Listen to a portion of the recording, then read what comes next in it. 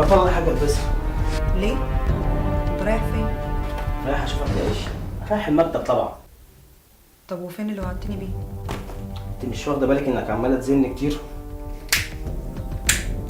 عندي مصلحه اخلصها ومن عين قبل العين دي كله هيبقى زي الفل.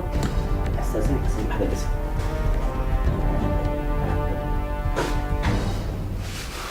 ايه رايك في الطقم ده؟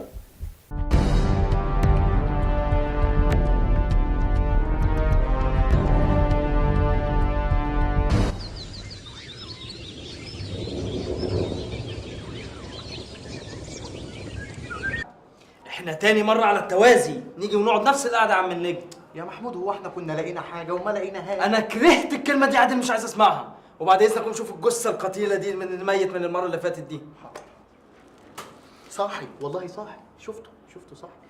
انت بقيت عصبي يا محمود، صدقني بقيت عصبي. انت ما من كنتش اللي انت عامله فيا يا عادل. طب بالراحه بالراحه يا محمود، ده انا تصدق لسه امبارح حالم حلم والله خير اللهم اجعله خير. بس يا عادل انت هتحكي لي احلام؟ احنا عايزين نشوف هنخش ولا لا يا عادل بعد اذنك والنبي يا عادل. شوف هنخش ولا لا. بس يا محمود اموت واعرف الستات اللي بيجوا هنا دول بيعملوا ايه؟ جوه بيعملوا ايه؟ امسك يا ولد امسك، حلي ايه بس في ايه وحل ايه؟ انتوا داخلين على فرخه؟ ايوه في ايه وبيه ودبليو سي وهننتوا فرشه ريشه النهارده. يا حرامي يا نصاب يا بتاع الورقات، هات فلوسنا ها. طب مش تعرفوا ايه اللي حصل؟ نعرفوا ايه اللي حصل؟ ده نهارك ابيض، ده نهارك اسود ومرام الابو مضاين يقضيني. اسمع يا عوض، شوف برضك شوف في ايه. قول يا اخوي، اسمع قول يا اخوي سامع قديم. انا يوم التصوير عملت حادثه بالعربيه. عملت حادثه؟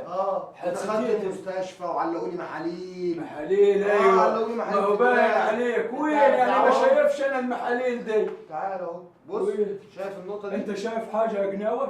بص يا ناوي، شايف يا ناوي؟ انا شايف شعر اسود معفن. سيبك من الشعر، شايف النقطه السوداء دي؟ ايوه استنى انت يا ولد المطلوب، انت دقيقه واحده. ايوه يا سعاده معلش. لا انا زعلان يا رجاله. احنا شركه محترمه ما كان بنوصلش علينا على حد. سعاده البيت، كناش نعرف برضه. يا جماعه والله علي الطلاق ما كنا نحكي. لا ينفع كده يا رجاله؟ انا زعلان بصراحه. احنا يا جماعه شركه محترمه، عمرنا ما نصبنا على حد. طب هنصور وميته يعني يا سعاده البيه ان شاء الله بعد اسبوع. اسبوع كتير قوي يا بيه، احنا جوانا طاقه وحيويه. اصل فاروق مسافر وراجع ان شاء الله بعد اسبوع. ارجع بألف سلامه. بقول لكم ايه، انتوا امكم ده عيال تحبوا تعملوا كارنيهات في النقابه؟